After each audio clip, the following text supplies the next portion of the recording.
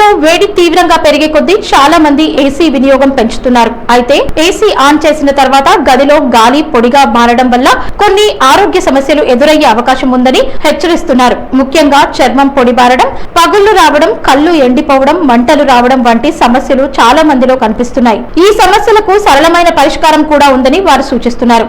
AC ఉన్న గదిలో ఒక బకెట్ లేదా పాత్రలో నీళ్లు ఉంచితే గాలిలో తేమ పూర్తిగా తగ్గిపోకుండా నిలుస్తుంది. దీంతో చర్మం మరియు కళ్ళపై పడే ప్రతికూల ప్రభావం కొంతవరకు తగ్గుతుంది. అలాగే ఏసీతో పాటు ఫ్యాన్ ని తక్కువ స్పీడ్ లో ఆన్ చేయడం కూడా ప్రయోజనకరం. ఇలా చేస్తే ఏసీ నుంచి వచ్చే చల్లని గాలి గది మొత్తం సమానంగా వ్యాపించి ప్రతి మూలలో చల్లదనం చేరుతుంది. ఇది కంఫర్ట్ ని పెంచడమే కాకుండా ఏసీపై ఒత్తిడిని కూడా తగ్గిస్తుంది. ఇంకా ఏసీని చాలా తక్కువ ఉష్ణోగ్రత ఉంచడం కంటే 24 డిగ్రీస్ సెంటీగ్రేడ్ వద్ద సెట్ చేయడం ఉత్తమమని నిపుణులు చెబుతున్నారు.